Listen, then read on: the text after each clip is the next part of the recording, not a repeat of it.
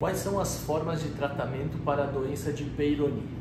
Bom, nós temos que sempre dividir a doença de Peyronie na fase aguda e na fase fibrótica.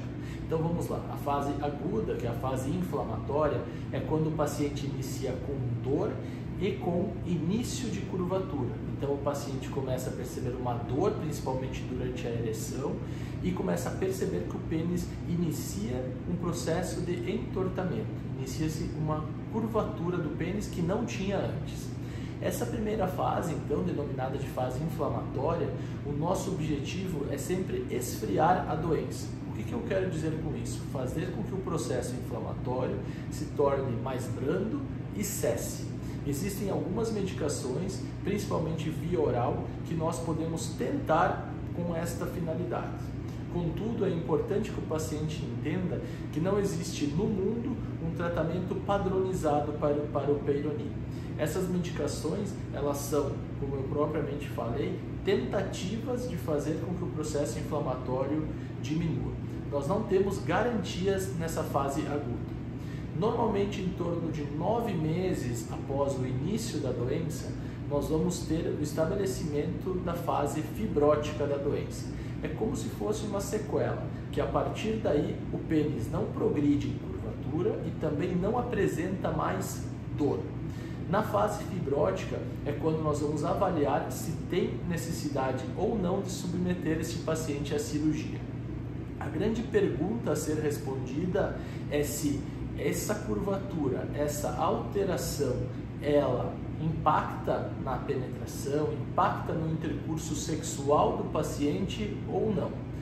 Caso ela impossibilite ou dificulte, nós estamos sim diante de uma indicação da correção da doença de Peyronie. E aí nós temos aquelas modalidades que nós já falamos por aqui outras vezes. Nós podemos fazer uma cirurgia de plicatura nos pacientes que têm curvaturas menores. Essa cirurgia tem como vantagem não mexer na camada profunda, não abrir a camada profunda, vamos lá para ser mais específico, e dessa forma ter um risco menor de disfunção erétil. Nesta técnica é praticamente inexistente o risco de disfunção erétil, porque nós apenas plicamos, apenas costuramos a camada profunda. Nós não realizamos uma abertura ampla como é feita na cirurgia de enxerto. O grande porém dessa cirurgia, então a grande parte negativa dela é que nós teremos um encurtamento do pênis, teremos uma diminuição do comprimento do pênis quando fazemos uma técnica de plicatura. Do outro lado, então, nós temos a técnica de enxerto, onde ela nos entrega um comprimento maior, então uma recuperação do comprimento do pênis que o paciente tinha antes da doença. Contudo, ela entrega um risco de disfunção erétil, porque nós vamos violar essa camada profunda. Nós vamos ter que fazer uma abertura aonde essa placa se localiza. Grande maioria dos pacientes gira em torno de 3 centímetros, 3 por 3, 3 por 4 centímetros de abertura.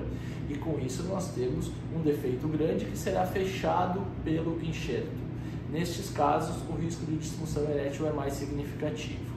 Contudo, se nós escolhermos bem os pacientes, eles tendem a evoluir bem e sem o impacto da disfunção erétil. O principal fator nessa escolha é justamente a função erétil prévia ao procedimento. Quando o paciente já tem uma ereção impactada, prejudicada antes da cirurgia, nós sabemos que esse paciente não é um bom candidato. Alguns outros fatores, como diabetes, também impactam no resultado final e nós também devemos levar em consideração. E essas são as duas modalidades cirúrgicas mais comuns. Nos casos onde a ereção é muito impactada, onde temos uma disfunção erétil grave, nós vamos também discutir o implante de uma prótese peniana.